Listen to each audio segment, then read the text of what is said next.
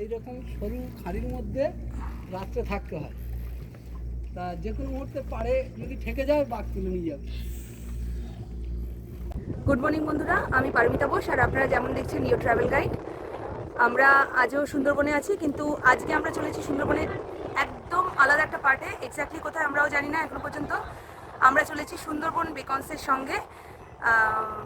অর্ক দত্ত আপনাদের নিয়ে যাচ্ছেন, উনি পুরো ফুল ইনফরমেশন নেবেন। খুব সম্ভবত আমরা জ্যোতিরামপুর এরকম একটা জায়গায় চলেছি, পুরোপুরি সেপারেটেড একটা পার্ট সুন্দরবনের। ভীষণ সুন্দর নাকি জায়গাটা, একদম আলাদা ধরনের। দেখতে থাকুন, সঙ্গে থাকুন, পুরো ভিডিও দেখুন আর পুরো ইনফরমেশন আপনারা ওনার থেকে পেয়ে যাবেন। দেখতে থাকুন।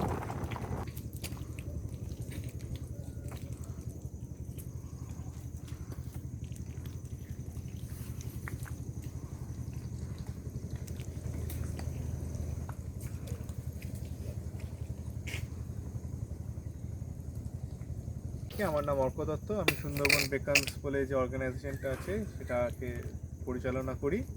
আমরা এখানে সুন্দরবন যে ট্যুর বিশেষভাবে স্পেশালভাবে করিয়ে থাকি। তাই জন্য আমরা এসছি যে জ্যোতিরামপুর বলে একটি গ্রামের সাইডের জঙ্গলে। এটা হচ্ছে স্যাংচুরি জঙ্গলের বাইরে, ওখানে সেফ, মানে অ্যানিমালস নিয়ে কোনো ডেঞ্জার নেই।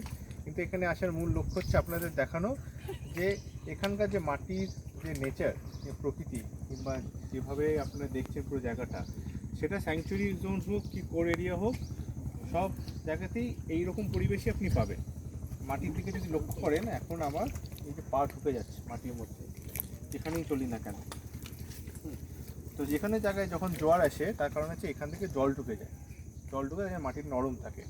আর এগুলোকে বলা হচ্ছে নিউম্যাটোফোর্স কিংবা লিভিং রুটস।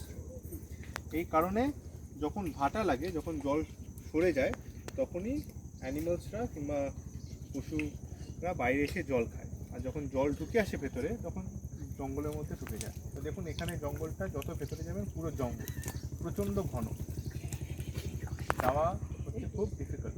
তাই জন্য পশুদের জন্য, অ্যানিমালসদের জন্য সেমভাবে ডিফিকাল্ট।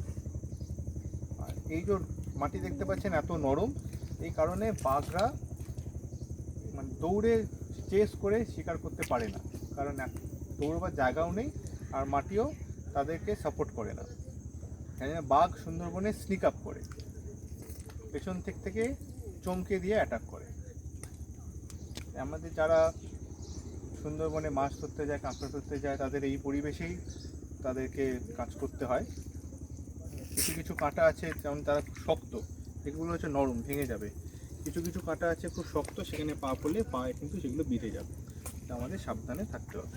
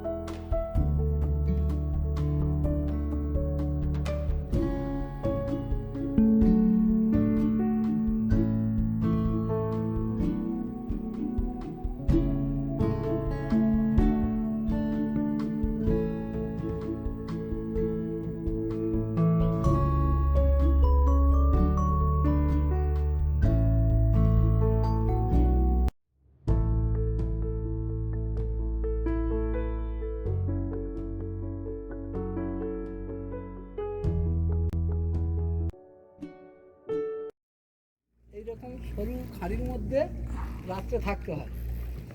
তা যে কোনো মুহূর্তে পাড়ে যদি ঠেকে যায় বাঘ তুলে নিয়ে যাবে, এত রিক্সে থাকতে হয়। এবার মাঝে মাঝে মাসের এক রাত্রির নয়, যখন না, যাও তখন গেলে 3 রাত্রির জন্য যাও, 4 রাত্রি। হ্যাঁ, এবার যায় তখন 6-7 জন মিলে যায়। না, আমরা যাই 3 জন যেতাম। 3 জন। এবার সেই স্টোভ, মানে ভাত, চাল ডাল সমস্ত থাকে হ্যাঁ, নৌকোর ওখানেই। হ্যাঁ। তো আমি একবার এরকম একটা জায়গাতে একজনের সাথে গিয়ে এক্সপিরিয়েন্স করেছি। দিকে আবার অনেকে আছে অনেকে আছে কাঁকড়া ধরে, কিন্তু এরকম জঙ্গলের ভিতরে উঠে গিয়ে কাঁকড়া ধরে। ওই লাঠি সুতো হ্যাঁ একটা লাঠি বুঝে তাই তো? হ্যাঁ হ্যাঁ।